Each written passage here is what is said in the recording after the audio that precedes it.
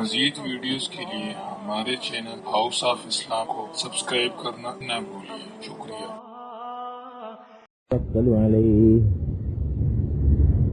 ونعوذ بالله من شرور أنفسنا ومن سيئات أعمالنا من يهده الله فلا مضل له ومن يضلله فلا هادي له وأشهد أن لا إله إلا الله وحده لا شريك له وأشهد أن سيدنا وسندنا ونبينا ومولانا محمدا عبده ورسوله صلى الله تعالى عليه وعلى آله وأصحابه وبارك وسلم تسليما كثيرا أما بعد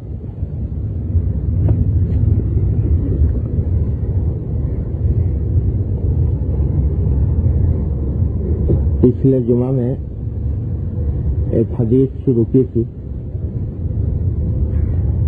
جو حضرت ابو ہریرہ رضی اللہ تعالیٰ عنہ سے مروی ہے۔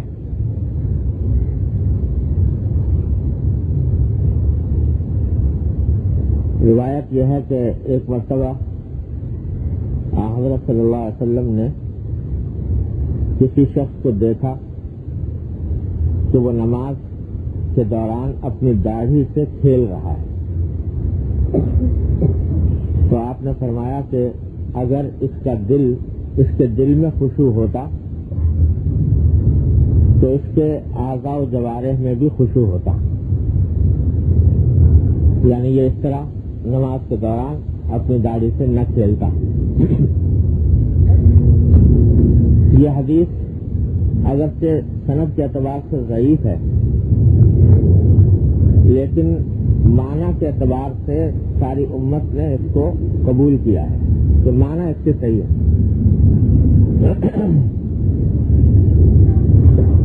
اور خلاصہ اس کا یہ ہے کہ جب انسان نماز کے اندر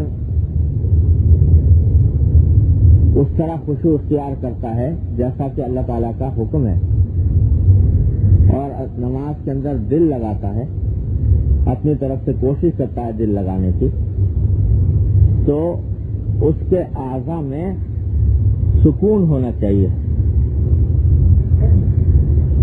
حرکت حتی الامکان کم ہونی چاہیے،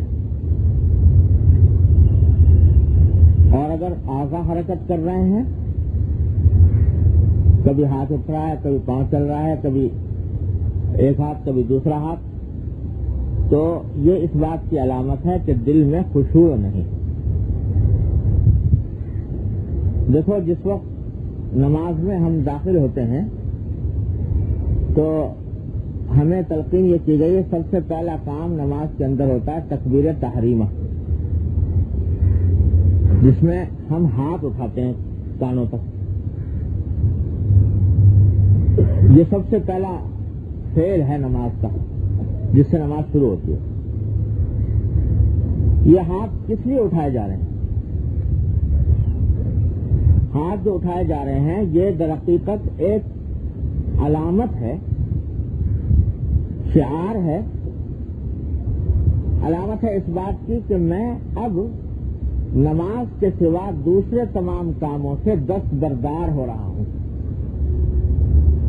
دستبردار کا لفظ سنا ہے؟ دستبردار ہوتا ہے کوئی آدمی کسی عمل سے، یعنی اس سے اپنے آپ کو علیحدہ کر لیتا ہے، اس کو دستبرداری بولتے ہیں۔ اور دستبردار سے کیا معنی ہے؟ یہ فارسی کا لفظ ہے جس کا معنی ہے ہاتھ کا اٹھانا۔ فلاں کام سے ہاتھ اٹھا لیا، فلاں کام سے دستبردار ہو گیا، ہاتھ اٹھا لیا، یعنی اب وہ کام میں نہیں کروں گا۔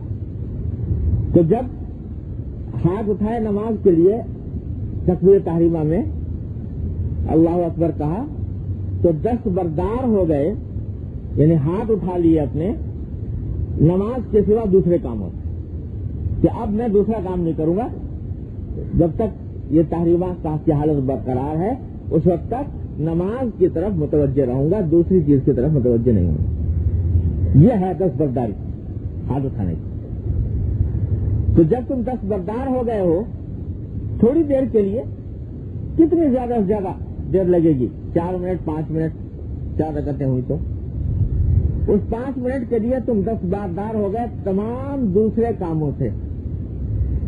اب اپنے آپ کو متوجہ کرنا ہے نماز کی طرف.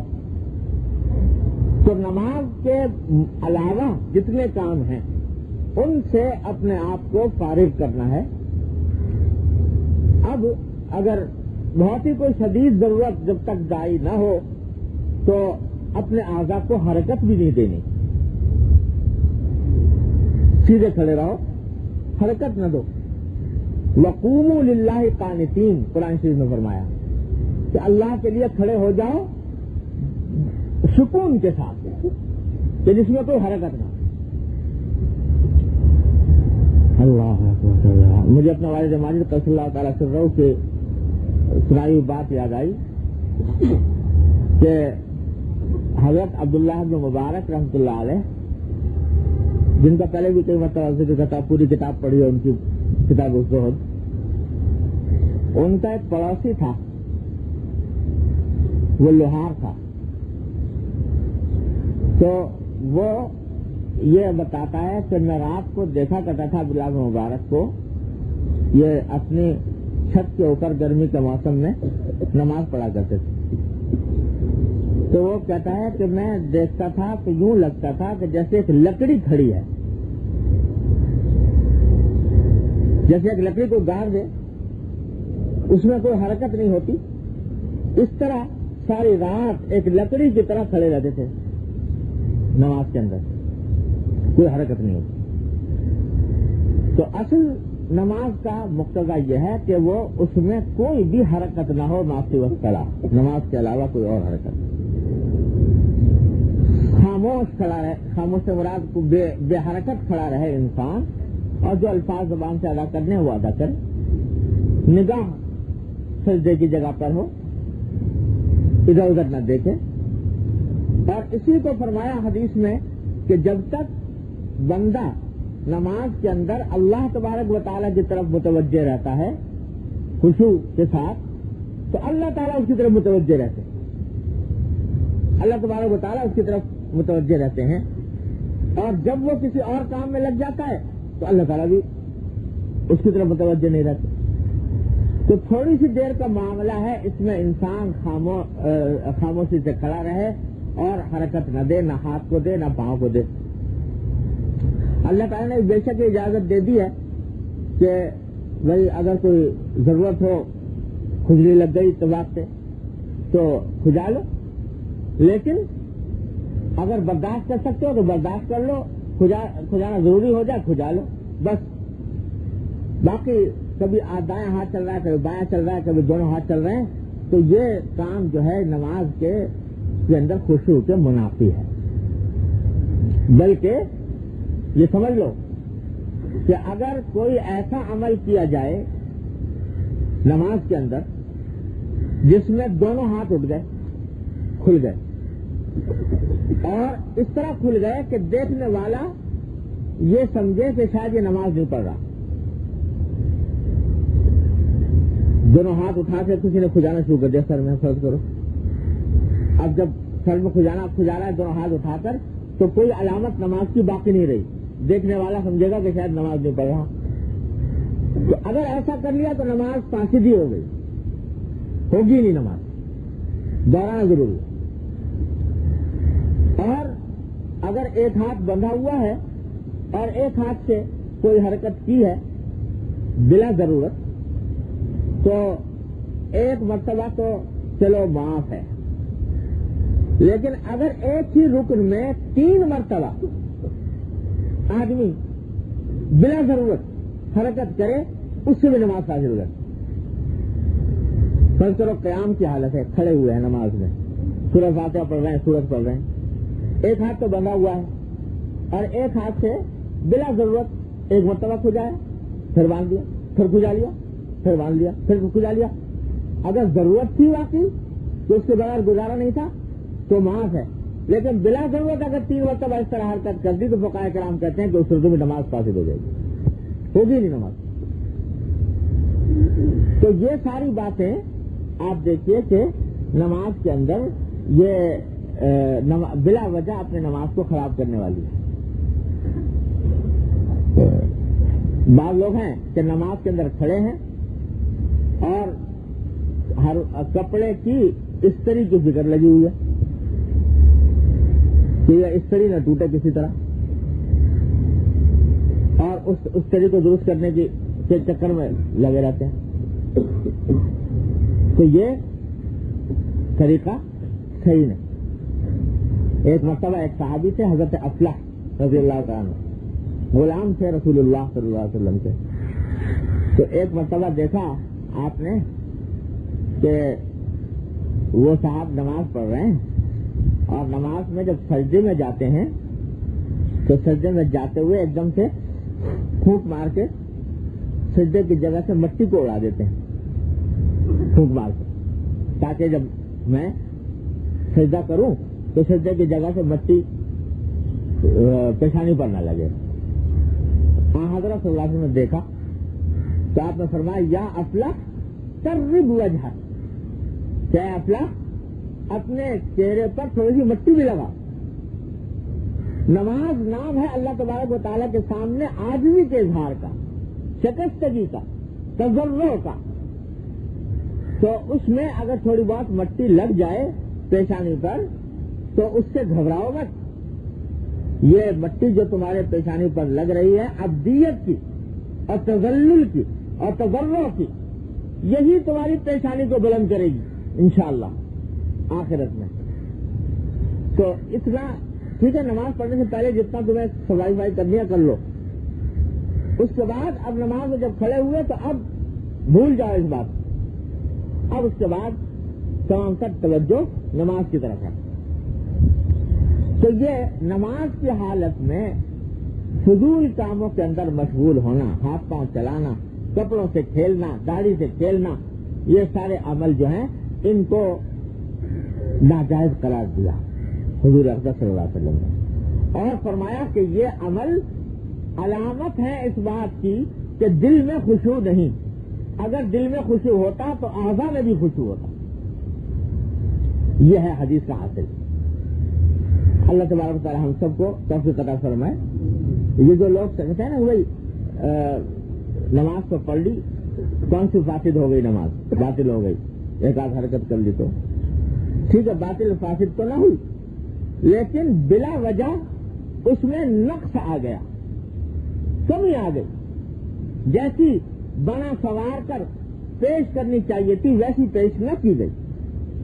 تو یہ معمولی بات نہیں ہے، محض ذرا سی توجہ کی بات ہے. اس توجہ سے نماز درست ہو سکتی ہے. اللہ تعالیٰ اپنے رحمت سے ہم سب کو توفیق عطا فرمائے. اس حدیث کے تحت حضرت حکیم الامت صلی اللہ تعالیٰ عنہ نے ایک جملہ فرما دیا بڑا زبردست، اور وہ ایک مستقل علم ہے.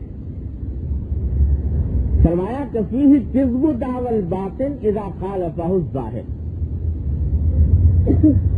کہ اس حدیث سے یہ معلوم ہوا کہ اگر کوئی شخص اپنے باطن کے اچھا ہونے کا مدعی ہو، دعویٰ کرے کہ میرا باطن اچھا ہے، میرا دل اچھا ہے، جبکہ اس کا ظاہر یعنی ظاہری روکار اور ظاہری اعمال اس کی تردید کر رہے ہوں، تو سمجھ لو کہ اس کا باطن کے درست ہونے کا دعویٰ جھوٹا ہے.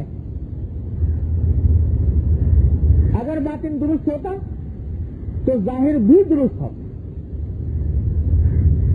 لہذا جو لوگ یہ دعویٰ کرتے ہیں کہ ہمارا باطن سے مراد دل کی کیفیات، اندر کے حالات یہ درست ہیں، یہ اس وقت تک قابل قبول نہیں جب تک کہ ظاہر بھی درست نہ ہو جائے.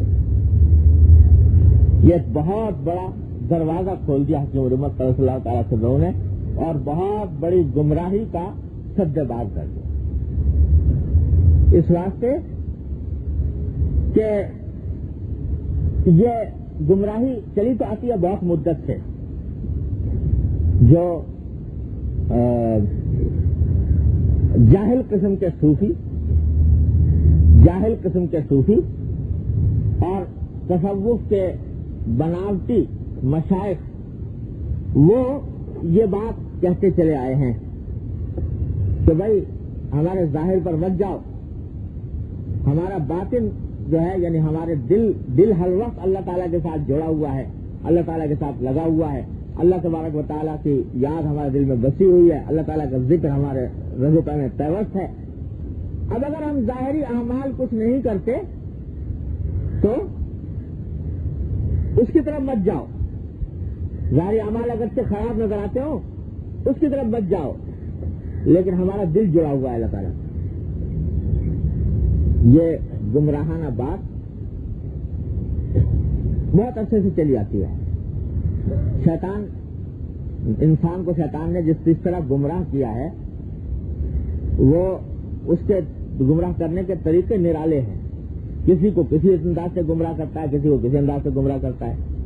تو صوفیوں کو گمراہ کیا اس راستے سے۔ تو بھائی اصل چیز تو باطن ہے، دل ٹھیک ہونا چاہیے، لہذا جب وہ ٹھیک ہے تو اب ظاہر کے اوپر زیادہ توجہ کرنے کی ضرورت نہیں۔ اللہ اکبر۔ ایک مستقل فرقہ گزرا ہے باطنیوں کا، باطنیہ کہلاتا ہے، اور ایسا زبردست فرقہ تھا، اللہ بچائے، اس نے پورے عالم اسلام کو اپنے ظلم و ستم کا نشانہ بنایا اور کیا کچھ کیا، ہزاروں انسانوں کو تہہ تیز کیا، قتل کیا، کیا کچھ کیا۔ اس کے مذہب کی بنیاد یہی تھی کہ اسلام اور دین در حقیقت وہ نہیں ہے جس کو لوگ سمجھتے ہیں، نماز، روزہ، حج، زکات وغیرہ، بلکہ باطن کے کچھ اعمال ہیں، باطن کے کچھ افعال ہیں، وہ انسان کر لے تو بس فارغ ہے، اور ظاہری اعمال کچھ بھی نہیں۔ اور ہر قرآن کا بھی جو ظاہر سے سمجھ آتا ہے وہ کچھ نہیں، اس کے کچھ باطنی معنی ہے جو ہم بتاتے ہیں۔ الیاذ باللہ، یہ باطنی قوم تھی۔ تو یہ گمراہانہ فکر بہت عرصے سے چلی جاتی ہے، تو اس کا نتیجہ یہ ہے کہ اللہ بچائے کہ ساری دنیا کے گناہ ایک طرف کر رہے ہیں اور ساتھ ساتھ قطب الاقطاب بھی ہیں، پیر بھی ہیں، اور ساری دنیا کو اپنے مرید کرنے کے فکر میں بھی ہیں۔ یعنی آپ نے سنا ہوگا، اب بھی ہمارے ملک میں بھی پائے جاتے ہیں کہ بھنگ پینے والے، چرس پینے والے، اور اللہ بچائے نمازوں کا اہتمام نہ کرنے والے، کوئی بھی نماز نہیں پڑھتے لیکن ہے پیر،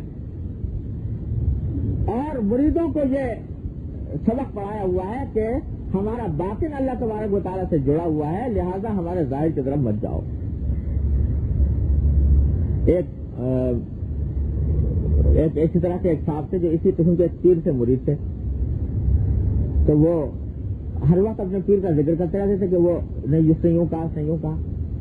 اتفاق سے میں جانتا نہیں تھا کون پیر ہے، اتفاق سے پتہ لگ گیا، تو وہاں جا کے پتہ لگا کہ وہ تو اللہ بچائے ہر وقت ان کا بھنگ پی جاتی رہتی ہے، اور نماز روزے کا کچھ ذکر فکر نہیں۔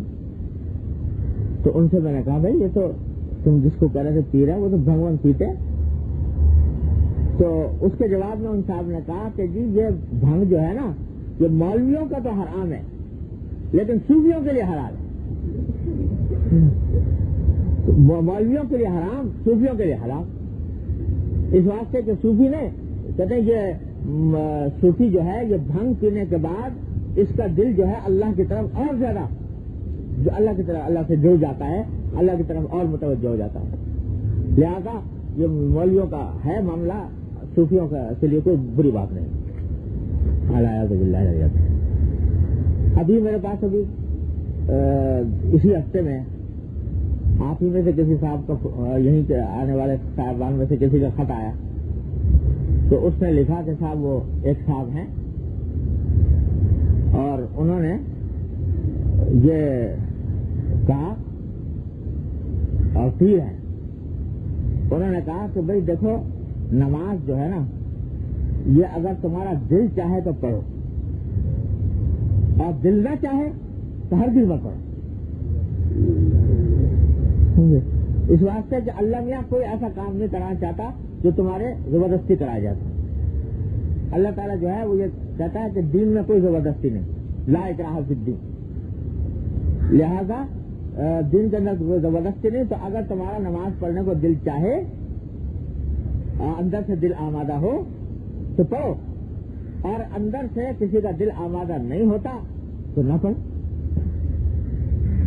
اور اللہ بچائے اس میں یہ لکھا ہوا تھا اس نے جب اس نے کہا بھائی یہ کیا بات کہہ رہا ہو نماز نہ پڑھو، تو اس نے لکھا تھا کہ میں گارنٹی لیتا ہوں کہ اگر کسی وقت تمہیں نماز میں دشواری معلوم ہو پڑھنے میں، تم نے چھوڑ دی، تو میں گارنٹی لیتا ہوں اللہ میاں کیا نجات دلانے کی. اللہ میاں تم سے سوال نہیں کرے. کیوں کہتے ہیں؟ وجہ اس کی یہ ہے کہ اصل چیز ہے دل کے اندر اللہ کی یاد کا بس جانا. تم ہمارے پاس آؤ، ہم تمہیں ایسے طریقے بتائیں گے کہ جس سے اللہ کی یاد تمہارے دل میں بس جائے گی، ہر وقت تمہارے دل میں اللہ اللہ اللہ ہوتا رہے گا. اور جب وہ دل میں بس گئی تو اب نہ تمہیں نماز کی حاجت، نہ تمہیں عبادت کرنے کی حاجت، نہ تمہیں ظاہری کسی عمل کرنے کی حاجت. بس اصل مقصد حاصل ہو گیا کہ اللہ تعالیٰ کے ساتھ تمہارا تعلق جڑ گیا. تو اب نماز پڑھی، دل چاہا پڑھ لو، نہیں چاہا نہیں تو.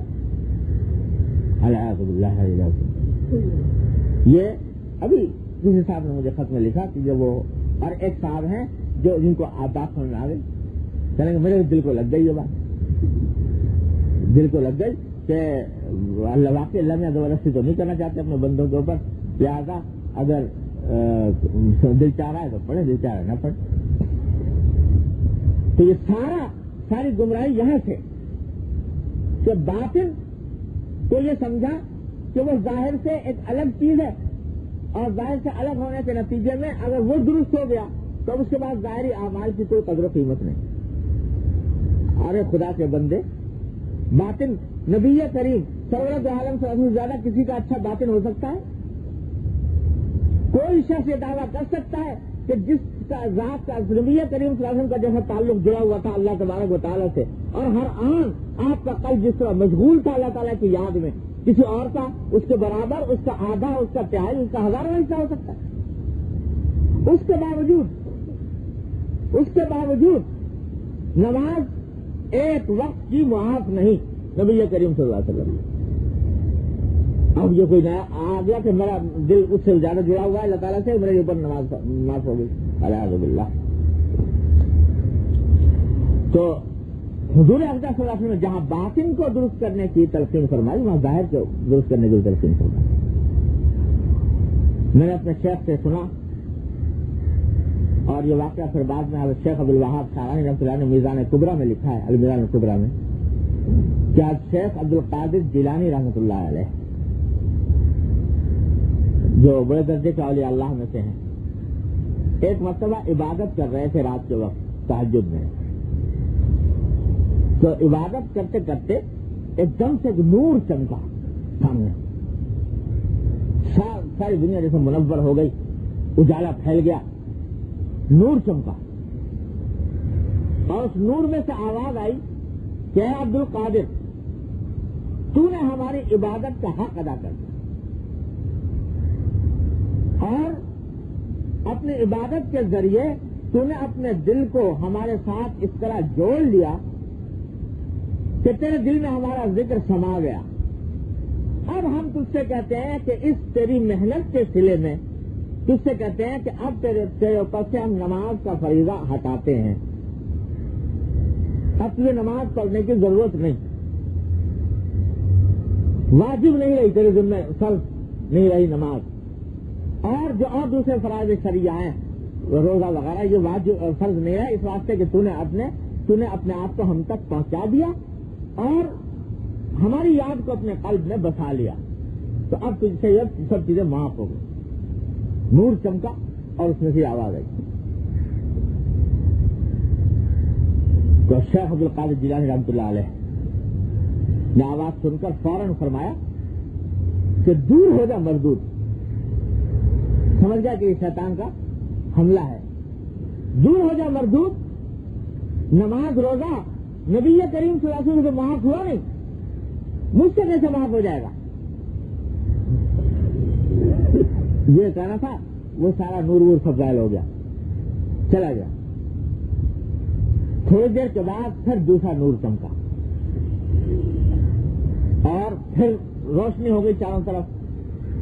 اس میں سے آواز آئی کہ عبد القادر آج تجھ کو تیرے علم نے بچا لیا, آج تجھ کو تیرے علم نے بچا لیا, ورنہ یہ وہ داؤ ہے کہ اس کے ذریعے میں نے بڑے بڑے اولیاء اور بڑے بڑے صوفیاء کو چت کر دیا ہے, گرا دیا ہے, کہ اس قسم کی آواز پیدا کر کے ان کو گمراہ کر دیا اور فرائض سے غافل کر دیا.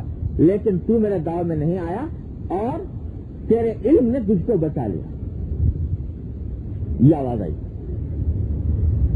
حضرت شیخ عبد القادر جیلانی رحمۃ اللہ علیہ نے جواب میں فرمایا کہ مزدور دوبارہ دھوکہ دیتا ہے, مجھے میرے علم نے نہیں بچایا, میرے اللہ کے فضل نے بچایا, میرے اللہ کی رحمت نے بچایا. تو یہ ہیں صحیح معنی میں صوفیاء کرام جو حقیقت سمجھتے ہیں, شیطان کے دھوکوں سے باخبر ہیں, شیطان کی گمراہ کرنے والے کے اسلوب اسالیب سے باخبر ہیں. وہ جانتے ہیں کہ حقیقت میں ظاہر اور باطن دونوں ایک ساتھ چلتے ہیں شریعت میں. قرآن کریم میں فرمایا وَذَرُوا ظَاهِرَ الْإِثْمِ وَبَاطِنَهُ, ظاہری گناہ کو بھی چھوڑو اور باطنی گناہ کو بھی چھوڑو. تو شریعت نے جس طرح معاف کیجیے گا, شریعت نے جس طرح حکم دیا ہے باطن کی درستی کا, ظاہر کی درستی کا بھی شریعت نے حکم دیا ہے اور وہ بھی واجب ہے. اور ظاہر اگر درست نہ ہو تو باطن کبھی درست ہو ہی نہیں سکتا. مثال میں نے شاید تجھے بتا دی تھی کہ جب کوئی پھل چھوڑتا ہے اندر اگر اس کے اندر سے سڑا ہے تو ضروری نہیں کہ چھلکے پر بھی اس کا اثر آ جائے ظاہر کے اوپر. بعض اوقات اندر سے سڑا ہوا ہوتا ہے, ظاہر ٹھیک ٹھاک ہوتا ہے, اور اگر ظاہر کے اوپر اثر آ رہا ہے تو یہ علامت اس بات کی ہے کہ باطن ضرور سڑا ہوا ہے. اگر اندر سے خرابی نہ ہوتی تو چھلکے پر اثر نہ آتا.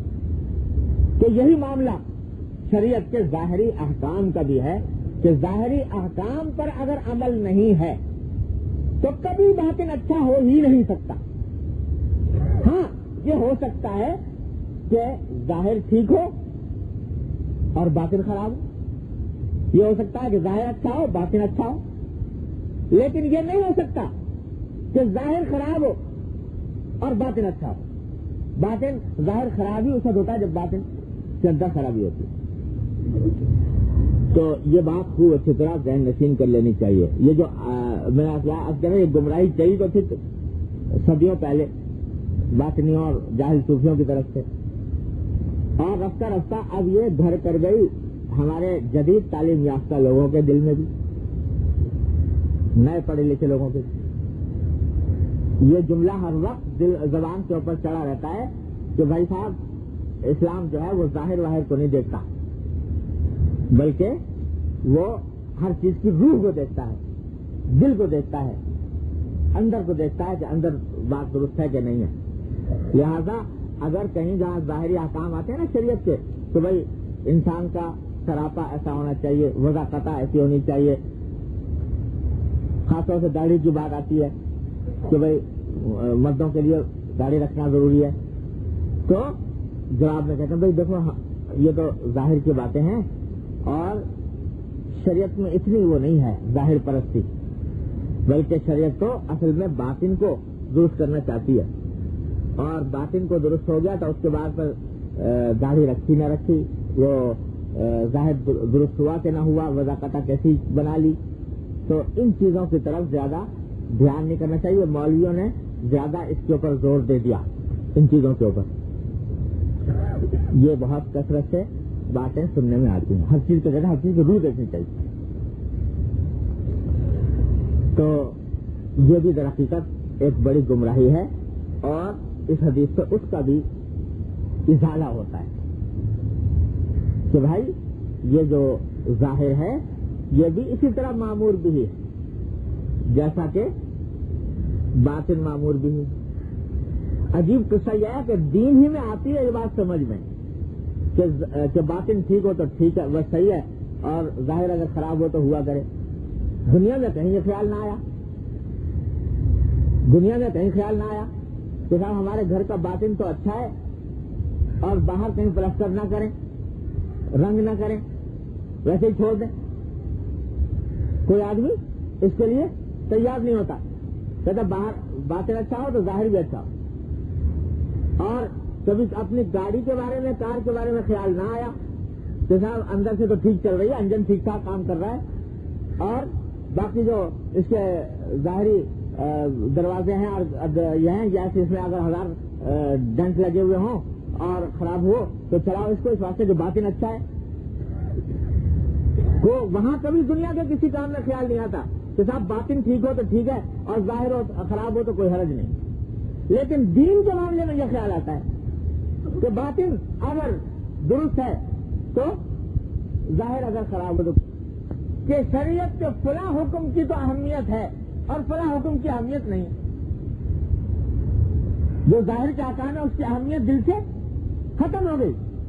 تو شریعت کے ایک حکم کی اہمیت کا دل سے ختم ہو جانا یہ باطن کی بیماری نہیں ہے تو اور کیا ہے؟ باطن کی بیماریوں میں ایک بیماری یہ بھی ہے کہ آدمی خود انتخاب کر لے کہ شریعت کا فلاں حکم جو ہے یہ تو ہے قابل تسلیم اور فلاں حکم قابل تسلیم نہیں. تو یہ خود باطن کی بیماری ہے، اللہ بچائے. اس لیے اس دھوکے میں کبھی نہیں آنا چاہیے. ہاں بھائی، اگر فرض کرو ظاہر خراب ہے کسی وجہ سے تو اس پر ندامت کا اظہار کرو، دل میں کم از کم نادم رہو کہ بھئی یہ اب تک ہم اس کو درست نہیں کر پائے، تو اللہ تبارک و تعالیٰ سے دعا کرو کہ اللہ ہماری اس کوتاہی کو دور کرنے کی توفیق عطا فرما دیجیے. لیکن یہ کیوں کہتے ہو کہ ہمارا باطن اچھا ہے لہٰذا ظاہر کی طرف توجہ کرنے کی ضرورت نہیں؟ جب تک نہیں کر پا رہے ہو ندامت کا اظہار کرو، توبہ کرو، استغفار کرو، اللہ تعالیٰ کی طرف رجوع کرو، اللہ سے توفیق مانگو، لیکن اس کو درست کرنے کی فکر نہ کرو. تو اس واسطے شریعت جو ہے وہ دونوں چیزوں کو لے کے چلتی ہے، ظاہر کو یہ بات ہے. دوسری بے احتیاطی اس میں یہ ہوتی ہے، اس مسئلے میں وہ ان حضرات کی طرف سے ہوتی ہے جن کا ظاہر ٹھیک ہے. ظاہر تو بنا لیا شریعت کے مطابق، سر سے لے کر پاؤں تک اپنی وضاحت، اپنا حلیہ، اپنا لباس، ہر چیز شریعت کے مطابق بنا لی اور ظاہری اعمال بھی انجام دینے شروع کر دیے، نماز روزہ وغیرہ. اب یہ سمجھ بیٹھتے ہیں کہ بس ہم ہو گئے کامل، اور اب باطن کی اصلاح کی فکر نہیں کرتے. یہ سمجھتے ہیں کہ نماز روزے ہی میں اور وضع قطعی میں اور انہی چیزوں میں بس دین کامل ہو گیا. اب آگے دل میں اگر کسی سے حسد ہو رہا ہے اس کی پرواہ نہیں، کسی کی غیبت ہو رہی ہے اس کی طرف دھیان نہیں، کسی کے حقوق ضائع ہو رہے ہیں اس کی پرواہ نہیں. تو ظاہر ہی کو سب کچھ سمجھ کے بیٹھ گئے. ہر ایک آدمی کو تولنے کا معیار صرف ظاہر کو بنا لیا کہ اگر ظاہر ٹھیک ہے وہ دیندار آدمی ہے، چاہے اس کے معاملات خراب ہو، معاشرت خراب ہو، اخلاق خراب ہو، دوسروں کے ساتھ طرز عمل خراب ہو، اس کے بعد کہیں گے دیندار آدمی ہے. اگر ایک آدمی کو دیکھو کہ بھائی سر سے امامہ ہے، داڑھی ہے اور کرتا پہنتا ہے اور نماز پڑھتا ہے تو فوراً بس فیصلہ کر لیا کہ دیندار آدمی. یہ پتہ نہیں کہ اس کے معاملات، اس کے اخلاق، اس کی معاشرت، اس کا باطن یہ دین کے مطابق ہے یا نہیں ہے. خود اپنے بارے میں یہ فیصلہ کر دیا کہ ہم نے تو یہ کام کرتے ہیں بس دین کے تقاضے پورے کر دیں. یہ دوسری انتہا ہے گمراہی کی. حالانکہ ظاہر بے شک اللہ تعالیٰ کا شکر ادا کرو کہ ظاہر ٹھیک ہے، لیکن اس پر اکتفا نہیں ہے دین میں. جب تک کہ باطن کی درستی کی فکر نہ ہو، اس کے اندر جذبات سے پرورش نہ پا رہے ہوں، اس وقت تک آدمی کامل نہیں ہوتا، شریعت کے تمام احکام پر عمل کرنے والا نہیں ہوتا. یہی وجہ ہے جو ظاہر کے اوپر زیادہ ظاہر کو درست کرنے والے لوگ ہیں، اگر ان کے ہاں کوئی آدمی ان کے نگاہ میں ظاہر میں کوئی کمی کوتاہی کر دے تو بہت مایوب اور اس کو بہت برا سمجھتے. لیکن باطن میں کمی کوتاہی ہو جائے تو اس کو اتنا معیوب اتنا برا نہیں سمجھتے، اس کی اتنی فکر نہیں کرتے۔ اگر فرض کرو ظاہری وضع قطع جو ہے وہ کسی کی ٹھیک ٹھاک ہے اور لیکن ساتھ ساتھ غیبت کرتا ہے لوگوں کی، حسد میں مبتلا ہے، دوسروں سے بغض کر رکھے ہوئے ہے، عداوت میں مبتلا ہے، معاملات خراب ہیں، جھوٹ بولتا ہے، تو اس کی اتنی برائی نہیں ہوگی جتنی کہ اس شخص کی جس کا ظاہر ہمارے خیال میں درست نہیں ہے۔ یہ بھی غلط بات ہے۔ شریعت نام دونوں چیزوں کا ہے، ضرور ظاہر اور اسم و باطنہ، ظاہری گناہ کو بھی چھوڑو اور باطنی گناہ کو بھی۔ اللہ اکبر۔ ایک مرتبہ ایک شخص نے حضرت حکیم الامت مولانا ثانوی صلی اللہ تعالیٰ سے کو خط میں لکھا کہ حضرت میرا بہت دل چاہتا ہے آپ کی خدمت میں حاضر ہونے کو، اور چاہتا ہے کہ آپ کی مجلس سے، آپ کے ملفوظات سے، آپ کی صحبت سے فیض حاصل کروں، لیکن مسئلہ یہ ہے کہ میں ظاہری وضع قطار حلیہ جو ہے میرا سر سے لے کے پاؤں تک وہ شریعت کے مطابق نہیں ہے، دین کے مطابق نہیں ہے، اولیاء علماء اور اولیاء کے مطابق نہیں ہے۔ مطلب جیسے کہ آج کل کے لوگ ہوتے ہیں خاص طور سے انگریزی تعلیم یافتہ، تو اس قسم کا میرا حلیہ ہے، مطلب کہ نہ داڑھی ہے نہ کپڑے اس طرح کے ہیں، تو اس واسطے مجھے آپ کی خدمت میں آتے ہوئے شرم معلوم ہوتی ہے، کس طرح ہوں؟ تو حکیم الامت صلی اللہ تعالیٰ وسلم نے جواب میں لکھا کہ بھائی یہ اصل میں سمجھ لیا کہ یہ آدمی غلطی میں ہے تو، لیکن ساتھ ساتھ اس کو اصلاح کی فکر بھی ہے، اس کی شرم بھی ہے، ندامت بھی ہے۔ تو جواب میں حضرت نے لکھا کہ بھائی کوئی مذائقہ نہیں، آپ کا ظاہر خراب ہے، میرا باطن خراب ہے، آپ کا ظاہر خراب ہے، میرا باطن خراب ہے، تو دونوں ایک ہی کشتی کے سوار ہیں، آ جائیے دونوں مل جل کر ایک دوسرے کو درست کرنے کی کوشش کریں۔ یہ جواب ہے کہ میرا ظاہر خراب، آپ کا ظاہر خراب ہے، میرا باطن خراب ہے، آ جائیے دونوں مل جل کر ایک دوسرے کا اس کی کوشش کریں گے، اصلاح کی کوشش کریں گے۔ یہ کہہ کے بلا لیا تو اللہ تبارک و تعالیٰ نے پھر جو قسمت میں لکھا رہا اس کی اصلاح اللہ تبارک و تعالیٰ نے کہاں سے کہاں پہنچا دی۔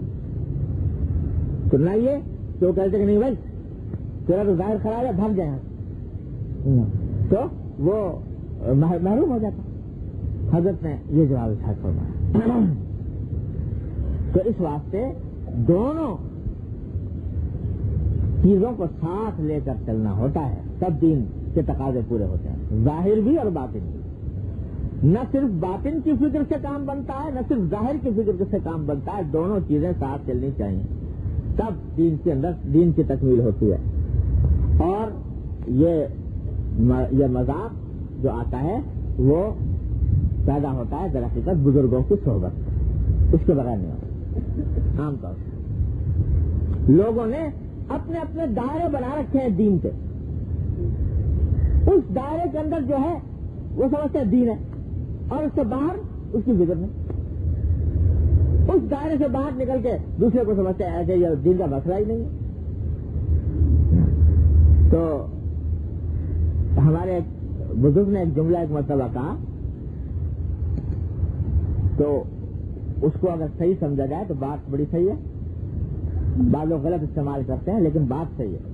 انہوں نے فرمایا کہ اسلام میں داڑھی ہے لیکن داڑھی میں اسلام نہیں، یعنی اسلام کا تقاضا ہے کہ داڑھی رکھی جائے، لیکن داڑھی میں اسلام منحصر نہیں کہ رکھ لی تو مسلمان رکھ گیا تو نہیں رکھی تو کافر، اور اگر رکھ لی تو بس سارے مطالبے پورے ہو گئے، اب آگے کچھ دیکھنے کی ضرورت نہیں، اور اگر نہیں رکھی تو بس اب اسلام سے دور ہو گیا، اب اس کا کوئی ذکر فکر نہیں اسلام کے اندر۔ یہ بات نہیں، جہاں اور احکام ہے شریعت کے، ایک شریعت کا حکم یہ بھی ہے، لیکن اسی شریعت کا حکم یہ بھی ہے کہ جھوٹ نہ بولو، اسی شریعت کا حکم یہ بھی ہے کہ غیبت نہ کرو، اسی شریعت کا حکم یہ بھی ہے کہ حسد نہ کرو، اسی کا حکم یہ بھی ہے کہ دوسروں کے ساتھ معاملات سچائی کے ساتھ انجام دو۔ سارے کام ایک ساتھ لے کر چلو گے تو دین کی تکمیل ہوگی. ہم نے ایک چیز کو لے کر بیٹھ گیا دوسرے کو نظر انداز کر دیا تو یہ بات درست نہیں. اللہ تبارک و تعالیٰ اپنی رحمت سے یہ صحیح فہم ہمارے دل میں دین کی پیدا کر. اور یہ صحیح فہم عام طور سے بغیر صحبت کے صحیح فکر رکھنے والے شیخ کی صحبت کے بغیر عام طور سے حاصل نہیں ہوتی. اور اللہ تعالیٰ درجات بلند فرمائے ہمارے حضرت جبل امت مولانا تھانوی قدس اللہ تعالیٰ صدرہ کے اللہ تبارک و تعالیٰ ان کے قبر کو نور سے بھرے کہ انہوں نے صحیح معنی میں اس دین کی صحیح فہم کو اپنے مواعظ اپنے ملفوظات اور اپنی تصنیفات کے ذریعے واضح کیا. اسی لیے ہم کہتے ہیں کہ بھائی پڑھو اس کو تاکہ دین سمجھ جائے کیا ہے کیا. اور ادھر ادھر جانے سے دین کا ایک محدود تصور دین کے خاص دائرے بس سمجھ میں آتے ہیں لیکن دین کل کا کل اور اس کی صحیح فہم پیدا نہیں ہوتی. حضرت حکیم الامت رضی اللہ تعالیٰ سے نے قرآن سنت کی نمائندگی کرتے ہوئے ایک ایک چیز کو واضح کر دیا کہ کون سی چیز کس درجے کی ہے اور اس کو واضح فرما دیا. تو اس لیے ان کے مواعظ و ملفوظات میں بڑا سامان ہے ہمارے لیے آپ کے لیے اصلاح کا. اللہ تعالیٰ اس سے فائدہ اٹھانے کی توفیق عطا کرے. لا الہ الا اللہ. دوسری حدیث ہے حضرت عائشہ صدیقہ رضی اللہ تعالیٰ عنہا روایت فرماتی ہے کہ نبی کریم سرورت عالم صلی اللہ علیہ وسلم نے فرمایا کہ لا فلاۃ بحضرۃ الطعام ولا وهو يدافعه الاخبثان.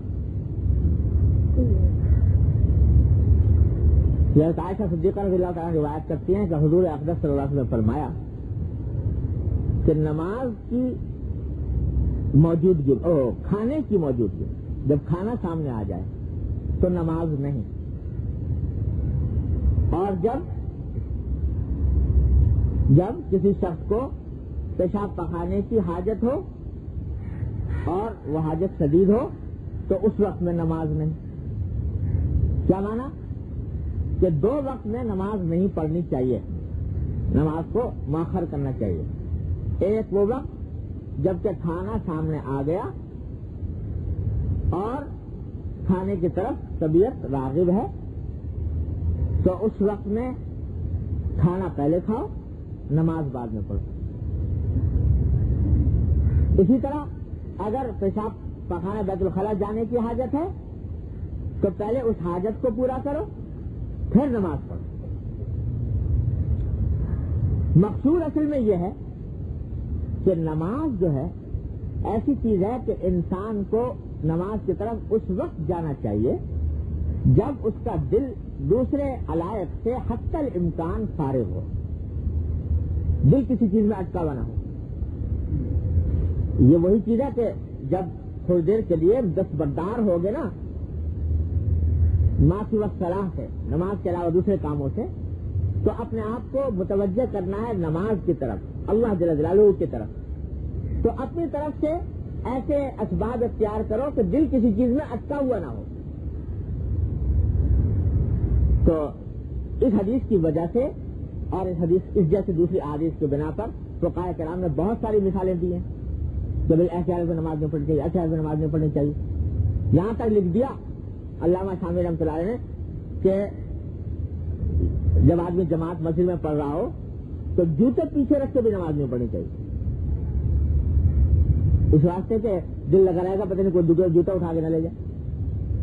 تو کہتے ہیں کہ ایسی جگہ جوتے رکھ کے مسجد میں کہ جہاں اس کو اندیشہ ہو کہ کوئی اٹھا کے نہ لے جائے, ایسی جگہ جوتے رکھ کے نماز نہیں پڑھنی چاہیے. سامنے رکھ لو, مال عرب پیش عرب سامنے رکھ لو تاکہ ذہن فارغ ہو جائے کہ بھائی اب ٹھیک ہے محفوظ ہے جوتے. یہاں تک کہا فقہاء کرام کوئی بھی ایسا کام جو انسان کو نماز سے متوجہ کرنے میں, نماز کی طرف متوجہ ہونے میں رکاوٹ بنے, دل اس میں اٹکا ہوا ہو, ایسی حالت میں حتی الامکان نماز نہیں پڑھنی چاہیے. اپنے آپ کو فارغ کر کے آؤ نماز کے لیے. اللہ تو نماز در حقیقت ایسی چیز ہے جو مقصود بالذات ہے, انسان کی زندگی کے مقاصد میں سے ہے نماز۔ وما خلقت الجن والانس الا لیعبدون، ہماری زندگی کا اصل مقصد اللہ کی عبادت ہے۔ جب اللہ کی عبادت ہے تو اصل مقصد یہ ہے، تو اور چیزوں سے اپنے آپ کو فارغ کرو، نماز کی طرف اپنے آپ کو متوجہ کرو، تو دوسری چیزوں کے آلات کو بیچ میں سے قطع کرو، ایسی چیزیں جن سے دل اٹکا رہے۔ میرے والد ماجد قدس اللہ تعالیٰ صدر اللہ تعالیٰ ان کے درجات بلند فرمائے، ہم لوگ بعض اوقات منہ سے زبان سے یہ کلمہ نکل جاتا تھا، جب کھانا رات کو کھانے کی نوبت کا وقت آتا تو کبھی یہ کلمہ ہم میں سے کسی کے منہ سے نکل جاتا کہ چلو بھائی ذرا نماز سے فارغ ہو لیں پھر کھانا کھائیں گے، نماز سے فارغ ہو لیں پھر کھانا کھائیں گے۔ تو حضرت والد صاحب صلی اللہ تعالیٰ سرہ نے ایک مرتبہ ڈانٹا، کیا کہتے ہو؟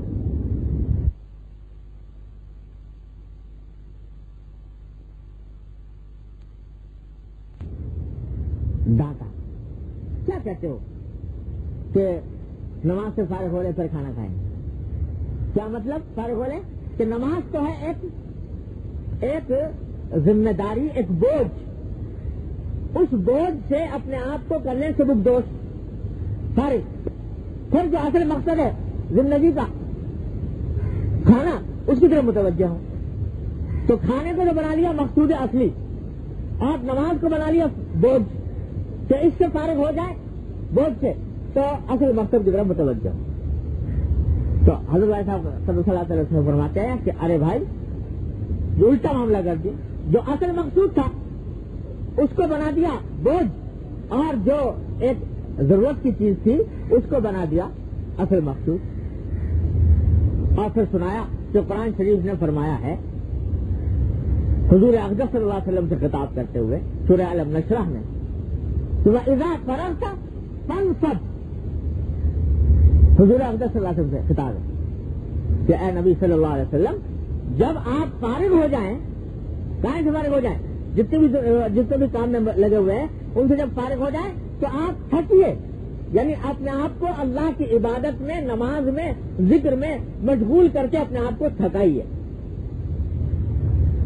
تو فارغ ہو کر تھکائیے اپنے آپ کو نماز کے اندر، فارغ دوسری چیزوں سے اور متوجہ نماز کی طرف۔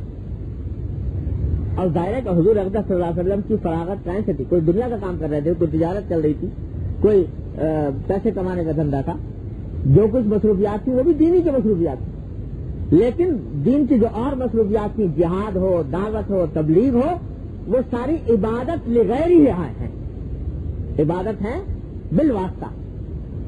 اور یہ نماز روزہ جو ہے یہ براہ راست عبادت ہے۔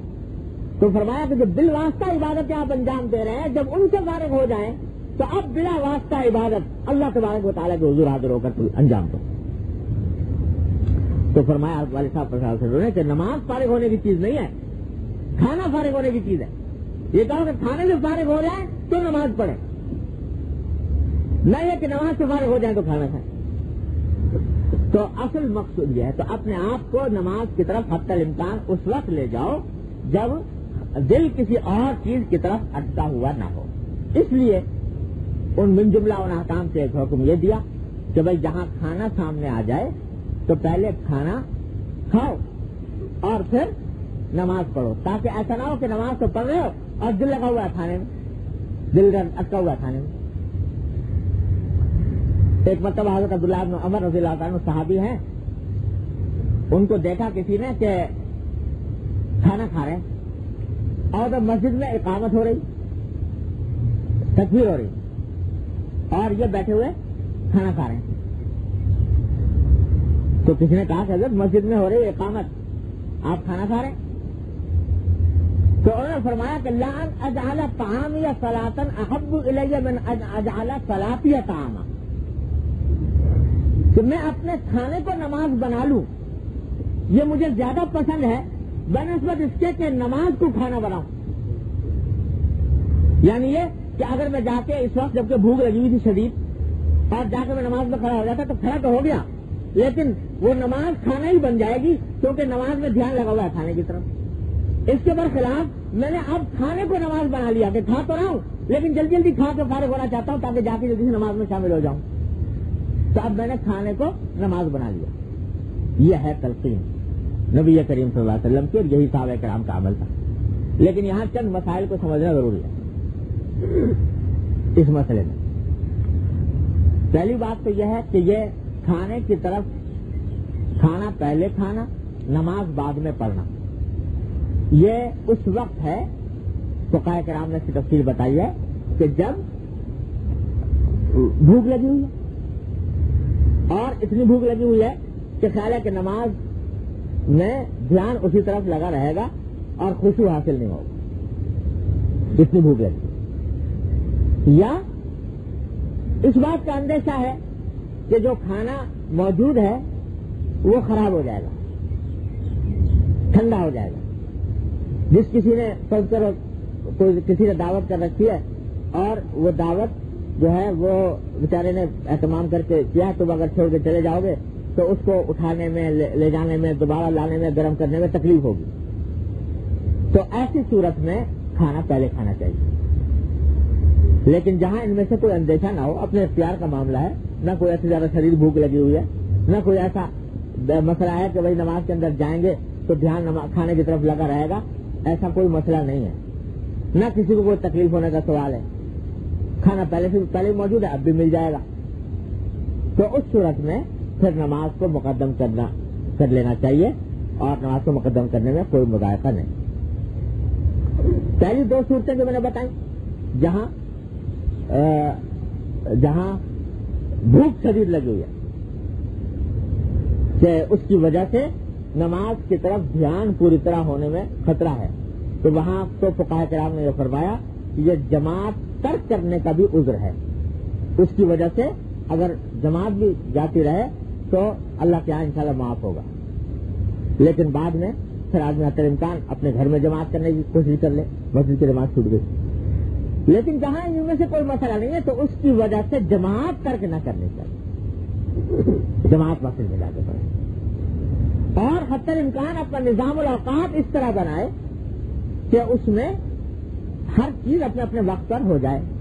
مسجد کے اندر جماعت بھی ہو جائے اور کھانا بھی اپنے وقت پر ہو جائے، ایسا نہ بڑا. تو اس طرح کا انتظام کرنا چاہیے. ایک بات تو یاد رکھنے کی.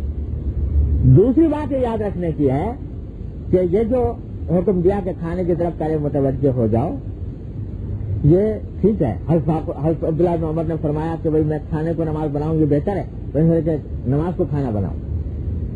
لیکن یہ وہ ہے کہ اتفاق کیا، ایک آدھ مرتبہ کبھی ایسا ہو گیا کوئی آدمی اپنی ساری زندگی کا معمولی یہ بنا لے کہ این ادھر اقامت ہو رہی ہے ادھر کھانا اتار رہا ہے، معمول بنا لے اس کو. یہ جائز نہیں کہ اپنے زندگی کا معمول اس کو بنا لے، ساری عمر اسی کے بڑا عمل کرتا رہے، یہ سوچ کر کہ بھائی چلو اچھی چھٹی ملی. حدیث میں کہہ دیا گیا کہ کھانے کی موجودگی میں نماز نہیں ہے، لہذا یہ چھٹی اچھی مل گئی، بس اب کھانا اسی وقت اتارا کریں گے جب نماز کھڑی ہوا کرے گی. تو یہ مطلب نہیں ہے حدیث کا. یہ کبھی اتفاقاً ایسا ہو جائے تو بے شک کر لو، لیکن معمول بنانا درست ہے. تیسری بات یہ ہے کہ کھانا پہلے کھاؤ، نماز بعد میں پڑھو. یہ صحابہ کرام جو اس پر عمل کرتے ہیں، جیسے میں عبداللہ بن عمر کی حدیث سنائی، تو وہ ان کے زمانے کا کھانا کچھ اور ہوتا تھا. کھانا کیا ہوتا تھا؟ کوئی کھجور کھا لی تھوڑی سی، کوئی ایک آدھ روٹی کے نوالے کھا لیے، دو چار لقمے گوشت لے لیے، مطلب ایک دو منٹ میں سارا کھانا ہو جاتا تھا. تو ادھر کھانا بھی کھا لیا اور جا کر نماز میں بھی شامل ہو گئے. اور ماشاءاللہ ہمارا کھانا جو دسترخوان اس کو بچھا ہوا ہے، اس کے انواع اقسام کے کھانے لگے ہوئے ہیں، اور اس میں مشتہیات ہیں، اور اس میں فلاں انواع اقسام کی چیزیں ہیں، تو کھانے کے لیے آدھا گھنٹہ چاہیے.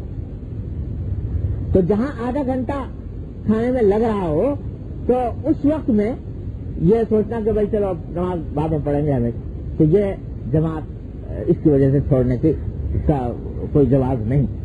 اتنا کھانا کھا لو اگر ایسا ہی ہے، جب جماعت کھڑی ہوئی ہے اور تمہیں بھوک لگ رہی ہے، اتنا کھانا کھا لو کہ جو تمہارے لیے اس گروپ کے داعیوں کو دور کر دیں اور جماعت میں شامل ہو جائے گا.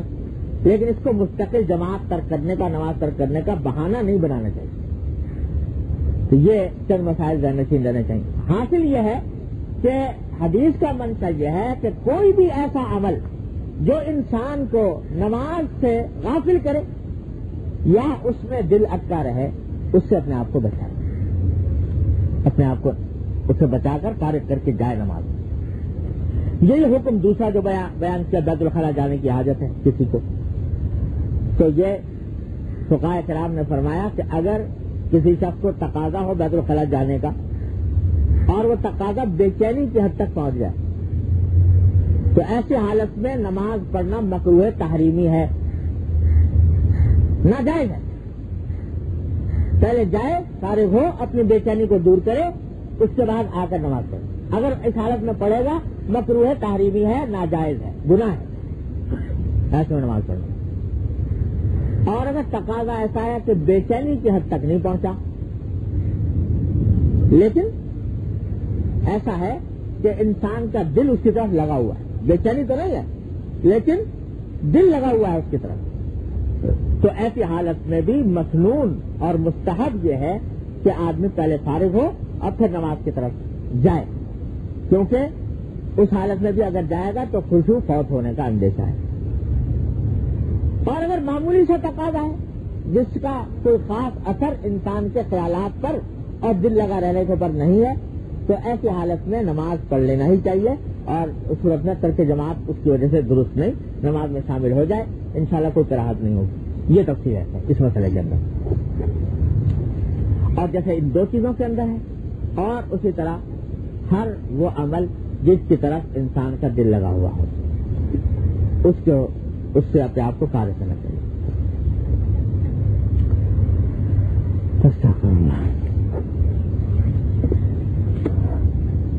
تو اب یہاں پر بھی آپ دیکھیے کہ حضور اقدس صلی اللہ علیہ وسلم پہلے سے ایک فضا بنانا چاہتے ہیں نماز کہ نماز کے لیے تیاری یہ کرو کہ اپنے آپ کو دوسرے علائق سے حتی الامکان فارغ کر کے نماز کی طرف جاؤ تاکہ خشوع جو مطلوب اور مقصود ہے وہ حاصل ہو.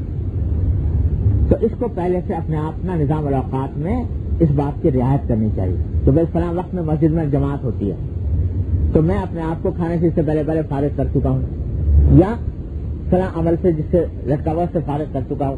آدمی نظام اس طرح کا بنائے تاکہ اس کے ذریعے ان تمام احکام پر عمل ہو جائے. اللہ تعالیٰ مجھے آپ کو سب کو اس کی توفیق عطا فرمائے.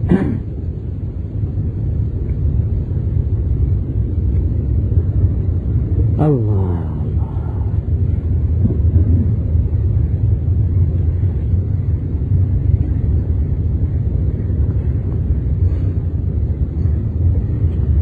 آگے ایک حدیث حضرت نے نقل فرمائی ہے.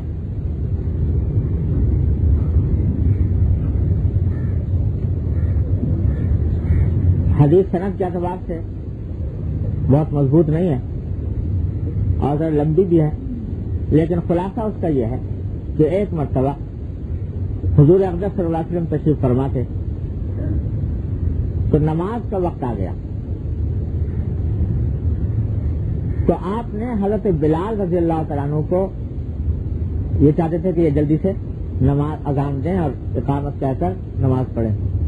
حضرت بلال حضرت سفر و حضر میں حضور اقدس صلی اللہ علیہ وسلم کے ساتھ رہتے تھے اور نماز قائم کرنے کی ذمہ داری ان کے سپرد تھی.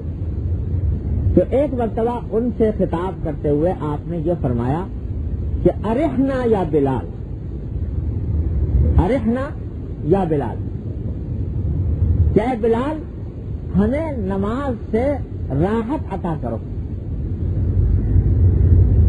نماز سے راحت عطا کرو، آرام دو. لفظ یہ ہے.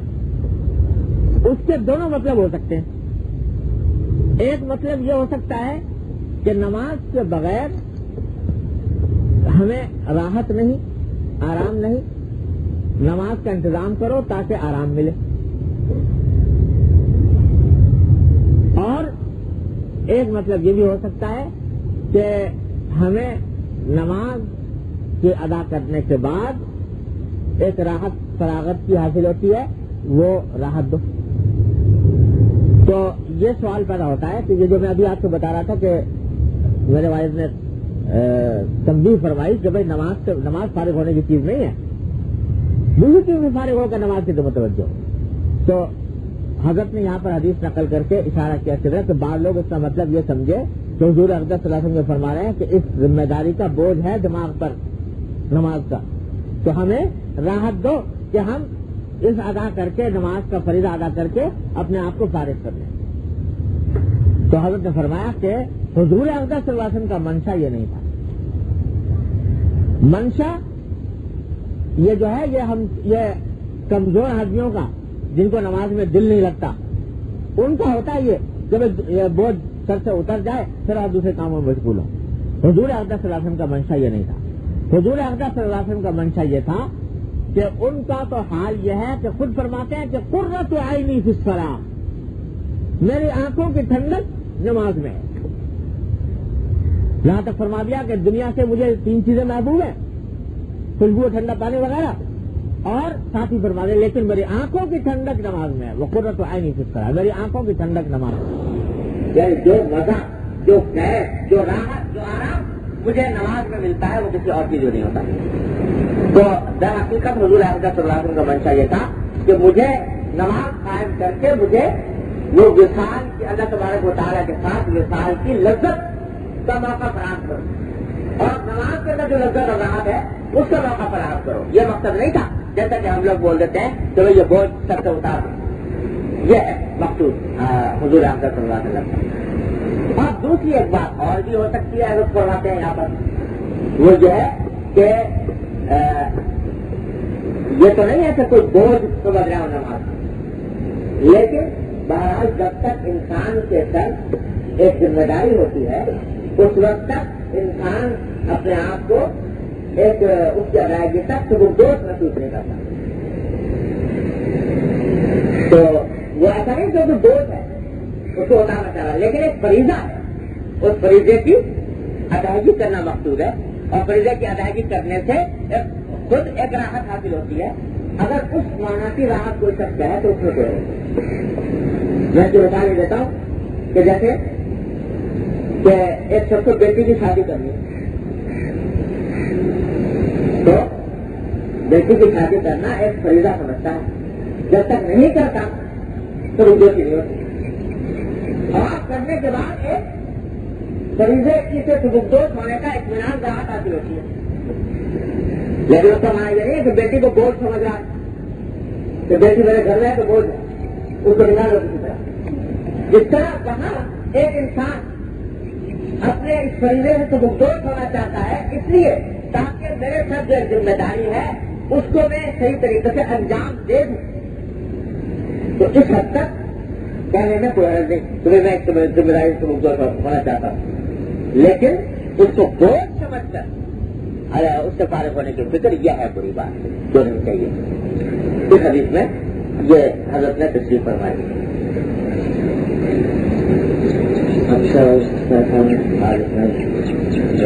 اللہ تعالیٰ جو کچھ بڑا سنا ہے اس کو عمل کی توفیق عطا فرمائے. اللہ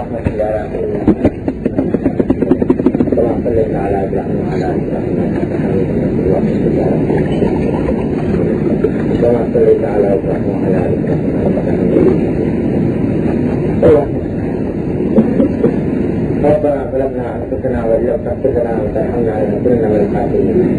ربنا ظلمنا انفسنا وان لم تغفر لنا وترحمنا لنكونن من الخاسرين.